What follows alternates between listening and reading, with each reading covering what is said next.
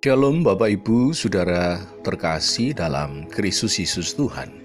Hari ini Sabtu 6 Mei 2023. Mari kita kembali mengikuti renungan harian yang dikeluarkan oleh Sinode Gereja Kristen Okumene di Indonesia atau GKO dengan berpedoman pada pola pembacaan Alkitab 4M. Marilah bersama kita berdoa. Allah Bapa yang memberikan umat percaya jaminan hidup kekal dalam kebangkitan Kristus dan yang menghendaki hidup kami dalam relasi benar, dalam sukacita kekal dan dalam hidup panggilan kekudusan serta dalam kasih mesra. Kami bersama memohon pimpinan Roh Kudus kiranya membukakan selubung mata hati kami dan memberikan kemampuan agar hidup kami dapat lebih lagi berkarya mengalirkan dampak penebusan Kristus bagi sesama dan alam semesta. Untuk itu kami bersama membuka hati untuk kebenaran firman Tuhan yang kami terima hari ini. Dalam nama Tuhan Yesus yang berkuasa atas kematian, kami berdoa dan menerimanya. Amin. Bapak Ibu Saudara terkasih, untuk merenungkan firman Tuhan hari ini, saya bersama istri Ibu Yuni yang secara bergantian mengajak setiap kita untuk menerima, merenungkan, melakukan, dan membagikan firman Tuhan dari kitab Kisah Para Rasul pasal kedua ayat yang ke-47 dengan judul Manfaat dari Kesaksian Orang Percaya.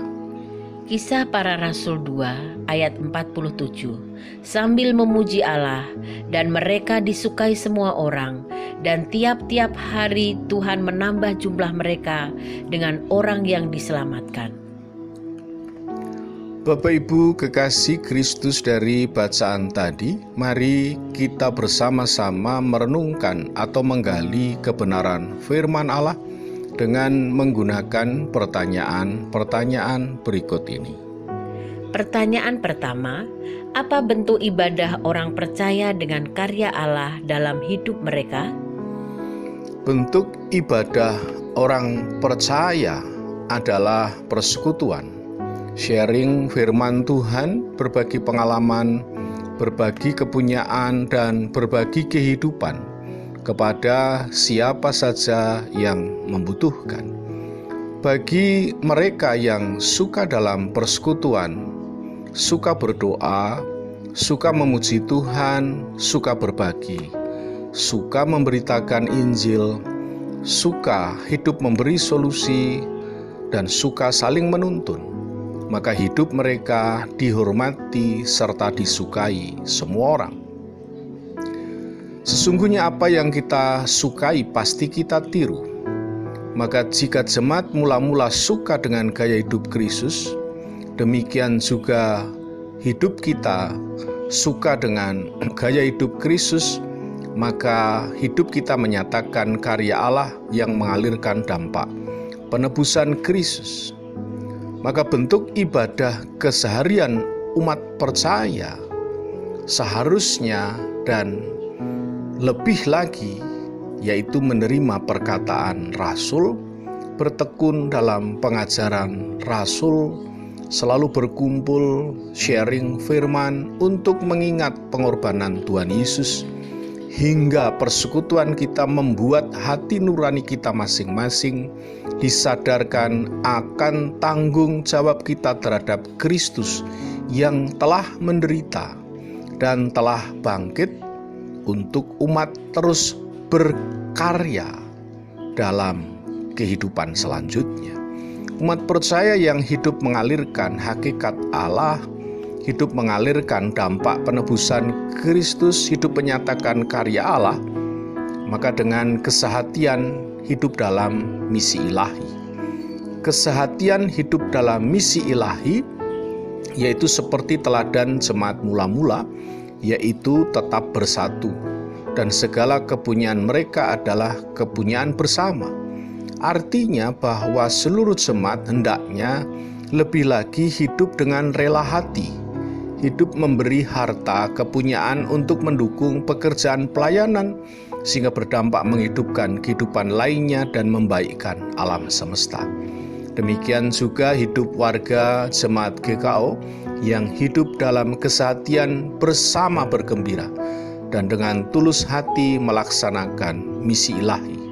GKO telah menetapkan tujuan bersama, membuat metode dan strategi di tingkat sinode dan jemaat dalam sidang sinode untuk menjadi panduan pencapaian Allah bersama, dievaluasi dan kemudian dikembangkan menjadi pelayanan yang lebih besar dan lebih luas lagi.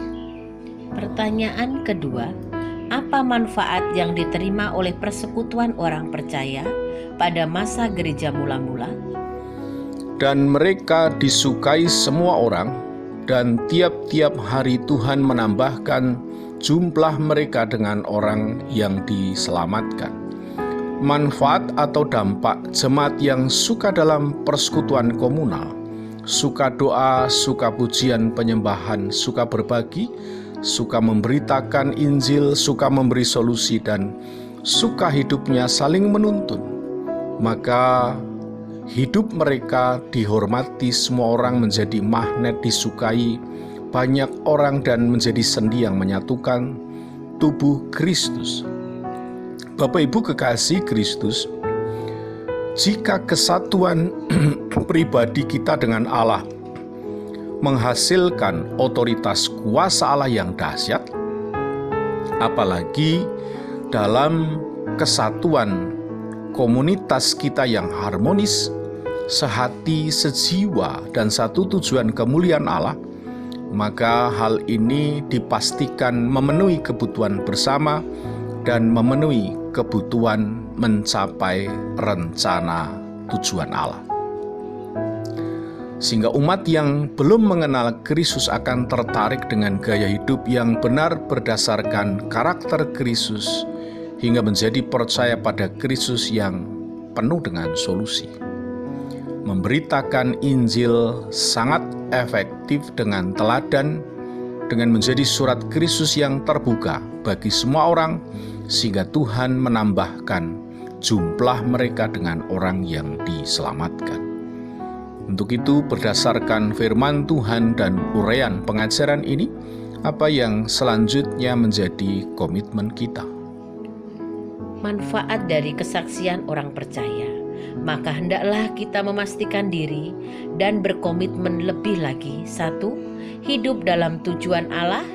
2. Hidup dalam persekutuan yang memberi dampak. 3. Hidup berbagi dalam pekerjaan pelayanan. 4. Hidup dalam kesehatian. Dan yang kelima, hidup dipercaya Allah. Amin, puji Tuhan. Mari untuk itu kita lakukan komitmen kita bersama ini dengan memohon pimpinan dan kekuatan Roh Kudus dalam mewujudkannya. Mari kita tutup saat teduh kita dengan doa. Ya Allah Bapa di surga, kami doakan firman-Mu jadi dalam kehidupan kami. Kami bersyukur karena berkesempatan menjadi umat tebusan Allah yang dimampukan Tuhan Allah mengalirkan dampak penebusan Kristus. Lebih lagi suka dalam persekutuan komunal, suka berdoa, suka memuji Tuhan, suka berbagi, suka memberitakan Injil, suka memberi solusi, suka saling menuntun, sehingga hidup kami bersama dihormati semua orang, menjadi magnet disukai semua orang, serta menjadi sendi yang menyatukan tubuh Kristus, hingga teladan hidup kami membawa